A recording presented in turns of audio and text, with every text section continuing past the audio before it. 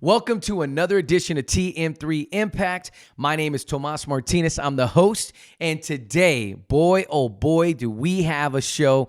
We have none other than Bravo's $1 Million Listing, Josh Altman, in the building. You know him. You've seen him. Trust me, you don't want to miss this show. He shares some amazing tips. Whether you're in real estate, whether you're an entrepreneur, doesn't matter. But listen, this show wouldn't be possible without our sponsors. So I got to make sure to plug Luxury Home Magazine and Spanish Grove Academy, the #1 Spanish immersion pre-K in SA. So without further ado, let's get into the show.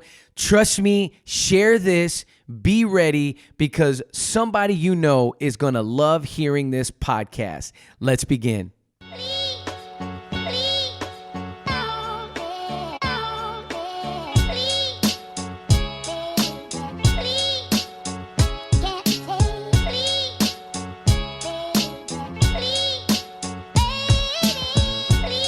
Welcome to another edition of TM3 Impact. I am joined by none other than Josh stinking Altman, man.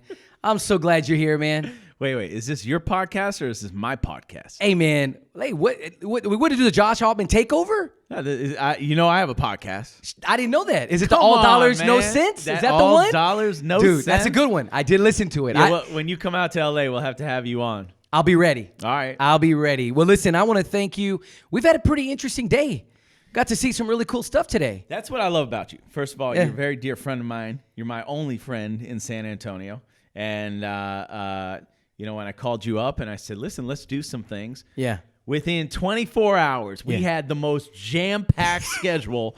He's like, we're going to go to 7 open houses, podcasts, meet and greet. I'm like, whoa. Yeah. Seriously. Yeah. We had a light keynote mixed in there, right? Remember, we had a light keynote mixed in there. Well, listen, dude, I'm a light keynote mixed in there. But I called you back when you sent me that text. I was like, No, but I'm glad you reached out. It was an amazing day.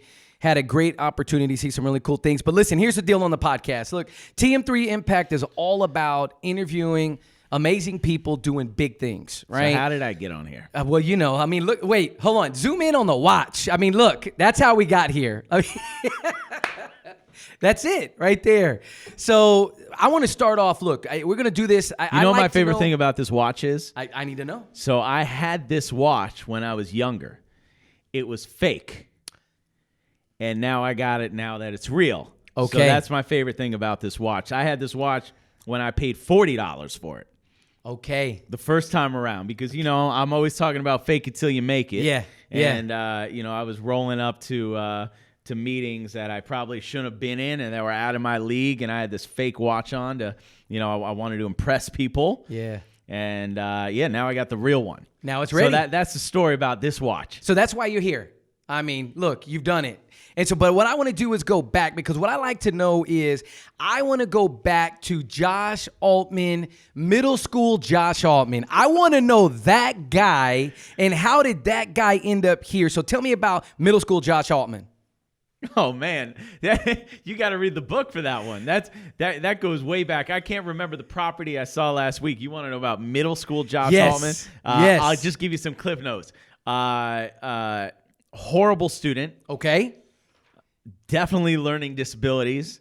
Was told by many guidance teachers that I probably should stay away from anything that career-wise had to do with any intelligence whatsoever.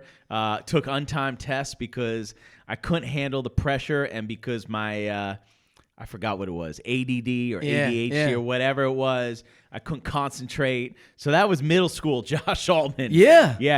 So if I was a stock, I probably wouldn't have invested in me as a middle schooler. But isn't that amazing? Think about that, right? Like everybody has a beginning. Everybody's got to start. So you realize that, and then you found something. What was the thing that you found? Was it football? Is that what you found that really got you kind of motivated to strive for bigger things? Yeah, you know what? Football was an important part of it. I think just growing up through certain experiences and not so much in school, but out of school, okay, was part of it. I think my parents actually They said that I kind of quote unquote came out of my shell when I was in my senior show. Because I know, believe it or not, like I was a pretty shy person. And I don't know. Sometimes when I was on stage, I wasn't shy. Yeah. And the funny thing about that senior show was there are a couple celebrities in that senior show that went to my high school because we were all in the same class that ended up becoming very famous. Interesting. Two of the guys were on the show The Office. Yeah, you ever seen The Office? My favorite show. Okay, so John Krasinski, a good friend of mine in high school, we were, he just, no one knew of anything. He was actually a really good student. And so I had one of the lead roles. He had the other lead role.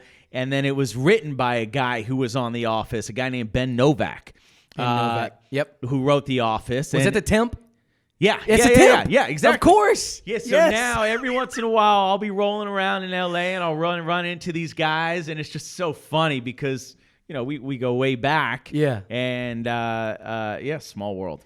That's nuts. Okay, so senior show, you come out of your shell.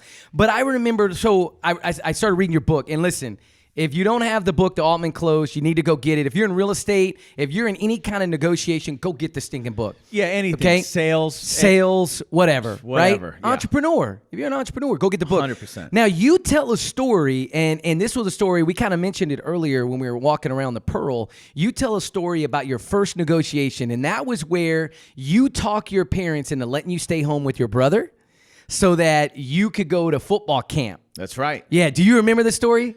Yeah, I remember it. I was telling you earlier, I had to call my mom for some of those stories, but it was I was trying to talk myself out of a family vacation, basically, and ended up staying home and went to football camp, and then ended up becoming a better kicker. Yep, adding a few, I think it was 5 or 8 yards to my kick. Yes, and then of course that led to college and college football, etc. And I don't even remember what it was in the book. Yeah. That's wild. So now my question was, when I was thinking about this, I said, okay, I need to know, and I don't think anybody's ever asked you in all your podcasts, how long was your longest field goal that you kicked in a game? It was 63 in practice, 45 in a game. In a game. And then, years later, which was a few years ago, many decades later. Okay. I was on, what's his name show? Dan Patrick. Okay. And Dan and I like to mess with each other. Yeah. He's a big $1 Million Listing fan, and I'm a big fan of his. Yeah. And he always likes to make fun of me and bet that I couldn't kick a 45-yard field goal now that I'm, I think I was 38 at the time. I'm 40 now. Okay. And he said, I'll tell you what, Josh, because he said, how much would you pay to get one kick in a game? Because, I was a backup kicker. Yeah. And I said, I'd pay $100,000, Dan. $100,000 if Syracuse lets me go and kick in an actual game. Yeah, yeah. And he said, well, Josh, we're going to give you that moment. He said, I'll tell you what we'll do. We're not going to get you on the field of Syracuse, but we're going to get you at Beverly Hills High School, which was around the corner. We're going to get you kicking a 45-yard field goal, and I'm going to air it. And he said, if you make it, I'm going to air it, and if you miss it, I'm going to air it. But I'm going to give you that moment moment that you've waited so long for. Okay. And so the next day we showed up at Beverly Hills High School, him and his camera crew. Actually, it wasn't him, just his camera crew. Yeah. And so I was nervous that I was going to miss the kick. And so I wore a suit. So I'm wearing a suit, getting ready to kick a 45-yard field goal because I wanted to have an excuse just in case I missed the field goal. Hey, that's just playing in the head. And I went, but it was a very loose suit. And I put on my kicking shoes. My kicking shoes. And I went with a out suit. there with a suit. That's I went out there. hilarious. My brother was my holder because he was a kicker. And I nailed a 45-yard field goal at the age of 38, not having kicked in well over a decade. And I nailed it through the uprights in front of the cameras. And you guys can go check that out. Just Google Josh Altman, Dan Patrick, kicks 45-yard field goal. So there you go. I still got it. That's pretty amazing. Yeah, I still got it. I hit the gym hard. I hit cardio hard. You were talking about boxing earlier. Yes. Maybe we'll hit the ring in the morning. Boy, Tony is ready. Let me tell you, fine. Tony is All ready. right, before my speech, we're going to go box. All right, I love it. I love it. So, okay, dude, a 45-yarder literally 2 years ago. Yeah, that's it. I think my hamstring would have literally imploded on impact. I think not only did I pull muscles, but my brother pulled a muscle celebrating after he held the ball. Okay, that's after the fact. Nobody remembers that. They just remember the kick. The kick went in. The kick went in. That's killer. So again, most people know your story, right? So you go from, you're like, okay, from Syracuse, play D1 football. A lot of people know that about you. You go from that and you decide, I'm going to follow my brother. Your brother was an agent, right? And you decide, I'm going to go to LA. Now, in your mind, were you thinking, I'm going to go out there to be an agent? Or you're just like, let's just see what happens? Not a real estate agent. He was a talent agent. Yeah, so I started in the mailroom out in LA. You got to realize, a lot of people think, I knew that I wanted to sell real estate my whole life. That is completely untrue. The real story is that I went through 50 odd jobs. Half of them I got fired from, and the other half I wasn't good at. And, eventually going through all of that, you realize the traits that you are good at. And you learn things along the way. And I always talk about this. I talk about it on stage, that the best life learning experiences and lessons that I've had was failing at certain things. Because you learn many things about yourself personally when you fail. And, one by one, I realized, it sways you. Maybe I'd be good at sales, or maybe I'd be something with real estate or this or that. And we don't have to get into the long story of it, but, I started in the mailroom out there. I had no idea what I wanted to do. Throughout times in my life, I wanted to be a music manager. And then I wanted to be a talent agent. And then I wanted to be... I don't even know. Whatever it was, million different things. Yeah. But at the end of the day, I for people who have not heard my story, it was when I had saved up that first $5,000 that I ever made, being in the mailroom in LA, and I took it and I invested it in real estate. Okay. And I invested it because the people I was delivering mail to, I used to pick their brain on their lunchtime because I would pay to bring them to lunch. I'd use my paycheck to take them out to lunch and pick their brain. And they kept on talking about real estate and investing in real estate. So I said, well, that's what I want to do. And I took that $5,000. I bought my first place with my brother. We each had $5,000, and we ended up making $200,000 profit. And the rest was history. And so very quickly I learned, wait a minute, I don't want to be in the mailroom anymore. I want to do real estate because I just made more money than I've made in my entire life in one transaction. Rest is history, and of course you can read about that in the first or second book. And that's how we got there. I love it. So now you were the first. Did Matt jump on the real estate train with you? And did you dive in and get your license? Because in the book, and again, I'm telling you, people, get this book, the Altman Closed. This book, Josh literally lays out the blueprint. I mean, you tell people what questions to ask in the listing appointment. Well, not only that, look, think about how many times you negotiate in a day. True. I negotiate with my wife all the time. Yep. I negotiate with my baby daughter, Lexi. Yeah. Hey, give me that, Lexi. Give me that toy. I'll give you some, pancakes, whatever. Right. Everything's a negotiation. Yep. And so this is not just for the real estate agent. Right. But, of course, a lot of it has to do with big real estate stories, which people love to hear. They love it. So go out and get the book.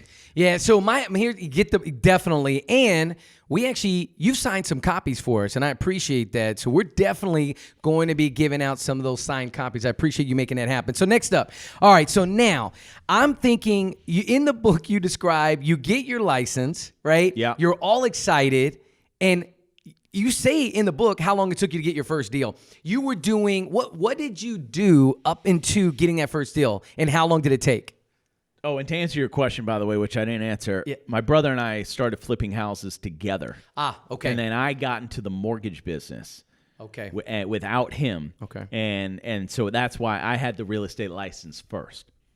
And he saw what was going on, and we were still flipping houses. And at the end of the day, it's all about the bottom line. And so we both went out and he got his real estate license at that point. Okay. Sorry. So what was your next question? So then it took you a while to get your first deal, though. Yeah, it took me 6 months. I mean, for me, when I got into real estate, as far as a salesperson, that was right after I had lost everything in the mortgage business. Right. And, so I think I was a millionaire at 26 and I was broke by 26 and a half. And I had lost everything. The economy had collapsed, and I'm here as a real estate agent, and I'm trying to figure out how to get back to where I was, both financially and, of course, mentally. Because when you lose everything, it's a major hit to... As a person, it was a major hit to me. Yeah. To everything, not only to my ego, but to my self-esteem, to everything. Yeah. So I'm trying to figure out how to get back to where I was, and the hunger inside me was still there, but I was a little lost. But when we first joined that first real estate company, we did what we knew best, which was cold calling, and also door knocking. Okay. And it was just the very simple. First thing you typically learn when you're in real estate, those two things, door knocking, cold calling. And I learned in the mortgage business how to cold call, so I used to just call all day long. And, I was very good at it at that point. So I would do that, and, I'd work my sphere of influence and everything. And, I remember Matt and I used to door knock in the Hollywood Hills. We would pick out a couple days a week, and then the other days a week we would cold call. And I remember walking up and down the Hollywood Hills. I think on an average day, we probably door knocked a few hundred houses. Wow. I mean, we would literally just start at one side of the Hollywood Hills and walk to the other side of the Hollywood Hills. And, by the end of the day, our feet would be killing. I mean, we had shoes that had no soles on the bottom of them by the time we were, like, in the thick of it. Yeah. And, we talk about... I joke about it, but we really did ice our knuckles sometimes at the end of the day because we were just like, they hurt. Yeah. We door knocked so many houses that it hurt. Yeah. But, once you get that first deal, and we needed that first deal, that commission, like we needed air, let me tell you. And eventually, it's what I like about real estate is you can become an expert at it. And once you close one deal, you become better and better and better. And then the snowball kind of gets bigger and bigger. And eventually you're going to have some pretty serious success, which unlike other businesses, you could be working hard your whole life and not have that success. I feel like there's a better chance of having success as a real estate agent the longer and more, seasons you are at it. And it's just going to happen. But it takes time. It definitely takes time. I think the one thing for if you are a realtor listening to this, and we have a lot of realtors that do listen, if they're listening right now, hear what he just said. There's action. Like, deals didn't just fall in your lap. Definitely not. Right? Definitely not. No, I'm the guy on the show where no deals were given to me or falling on my lap. That's right. For sure. And but now I want to ask you this. So let's flip it. Let's go now. You've been in the business how long? How long have you been an agent? I've had my license since about 2003. Okay, so now think about this. Since 2003, how many deals have just showed themselves to you that just, hey, can you just write this up for me? Now this day. Yeah, now a lot. Right, but why? Right? Like, how did that happen? Well, I think, look, I'm known around town for a couple things. So one thing that I'm definitely known for is being an expert at what I do and being the best at what I do, being confident at what I do, and really being the go-to person when it comes to negotiating the best deals for my clients. And everybody knows I treat my clients' money like I treat my own. And, when you have that reputation, people tend to talk, right? So all around town, I start to get that reputation. Friends that I do deals with and did well for, they tell their friends. And next thing you know, my business turned completely to an incoming call center. And I don't even remember the last time I dialed out. See, that's huge. What you just said right there is so big because you put all that work on the front end. And then now you're starting to reap the rewards of all that hard work. Oh, yeah. And it didn't happen overnight. No. So I didn't close my first deal in 6 months. My second year in the business, I sold $12 million of real estate, which, by the way, in LA is not a lot. Right. We're talking about 3 houses, right? Right. And then, the next year was something around like 38 million, and now we're rocking and rolling, and we're 24/7. I mean, This isn't like casually being a real estate agent. Right. This is first person in the office, last one to leave, up all night trying to figure out how we're going to be the best of the best, studying areas, studying inventory, talking to our mentors, being everywhere in LA, telling everyone what we do. And, then the next year we kind of hit it out of the park and we hit 80-something million. And then the next year was 150. And then we sold 500 million in a 24-month period. And then next year we sold 500 million in a 12-month period. And so, look, it seems fast, but it actually was not fast at all. Right. It's really the compounding effect, right? You started compounding a lot of these relationships, a lot of these people, and it just started to flow. And so I go back because it was interesting to me. You talk about a lot of deals in here. There's a lot of deal stories, right? Yeah. And I remember in the last book, and you shared this at, are you ready for this? I saved this for you. Check this out. Now, people on the podcast, you're going to have to watch the video, but check out this bad boy. My God. Josh, you remember that? To the best magazine in the business, Sell the Dream. Look at that cocky guy sitting in front of his 427. That was the Cobra, right? The Cobra. Yeah. And I'm pretty sure I sold that car to buy my wife our wedding ring. There you go. Smart man. Smart man. That's funny. Listen, that's so funny. You still I wanted to show that because you shared a story, and I really want you to share it again. You shared the story of Tyler Perry. The Tyler Perry, I'm at the gym, and Tyler Perry's next to me on the treadmill. Oh, yeah. Do you remember this one? Man, you're going to make me tell this story? That's like a hit song that I've traveled the world. You've done it a lot, right? But here's the thing. That's a great story. But this is what I want to ask you. Yeah.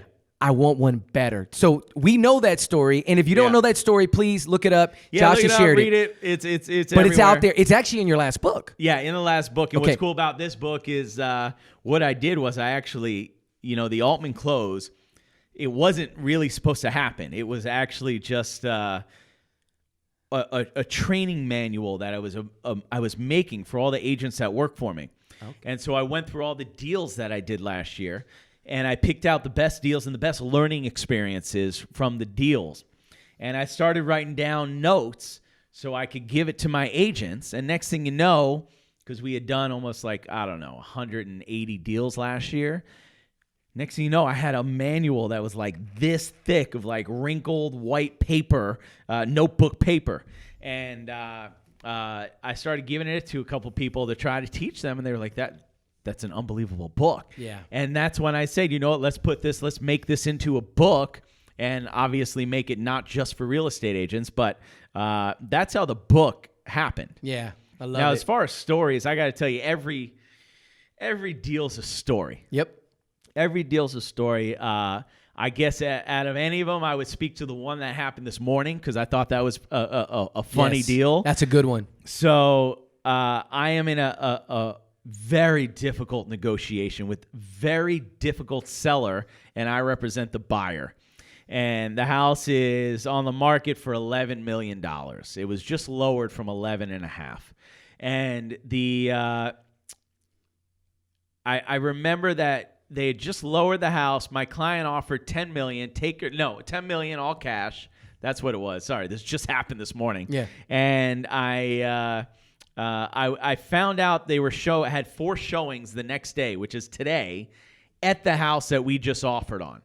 Now I'm thinking as a rep of a buyer, man, we just put an offer in on this property, and they're showing it 4 times tomorrow. There's a very good chance that one of those 4 potential buyers, writes an offer and then screws up my offer. Yeah. So I did what I like to call one of my ninja tricks, and I countered them on purpose very late last night, sometime around 10:30.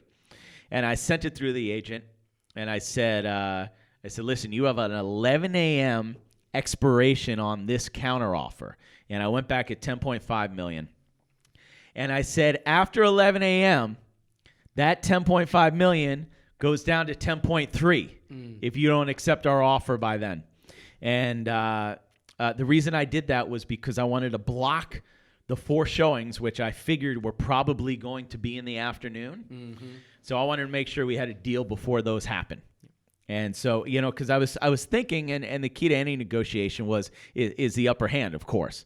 And I was thinking, how am I going to take back the power on this and really put the heat to them accepting this deal? Yeah. And so I put that shot clock on with a negative effect afterwards. Yeah. And at the end, the funny part of the story is I was on a flight all morning long, so I couldn't even negotiate the deal. Coming here. Yeah. And I land with like 20 minutes left to finish the deal off, like 10:40 in the morning, and the deal expires at 11. Long story short, we get the deal done.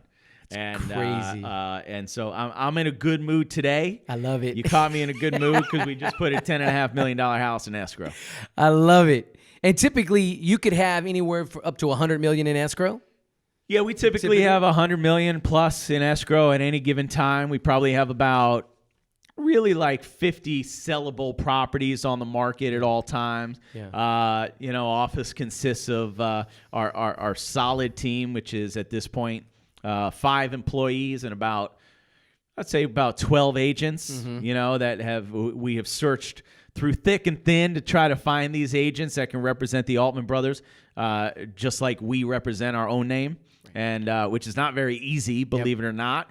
You get a lot of people who want to get rich quick, who want to, kind of just figure out a way to make money quick, and that's not the type of person we look for. We look for people that, want to be the best in the world at what they do and understand that it's a process. Yeah. And that, that's the thing about real estate and being a real estate agent. It's if you watch our show $1 Million Listing and you think you're going to get rich quick, I probably wouldn't waste the money taking the exam because it's far from the truth. You got to realize, I've been in this business for almost 2 decades, and it's not something that just happens overnight. But you got to make sure you love what you do. And if you do, and you're in it for the long run, you will be successful. Right. And I talk a lot about the process. I've got clients and coaching clients that I work with, and the process is critical. And you go over and over in this book, you talk about, you have the 3 things. It's the open, work, close. Yeah. Right? Yeah. Like the open, work, close. And you repeat it over and over in the book. And I think that concept, like I said, it goes with any negotiating, with any business. If you don't have opportunities, if you don't open any business, you can't do the work. Correct. And you won't ever close. Speak to that, man, because I think that's so good. Well, look, I think what I talk about on stage is making sure that you let everybody in the world know what you do for a living. And what I always, one of my famous stories is, I walk into the first day in our mortgage business in the mortgage company that I worked for, and my boss gives me a phone book. I think that he's going to give me some fresh leads, and he drops a phone book on my desk.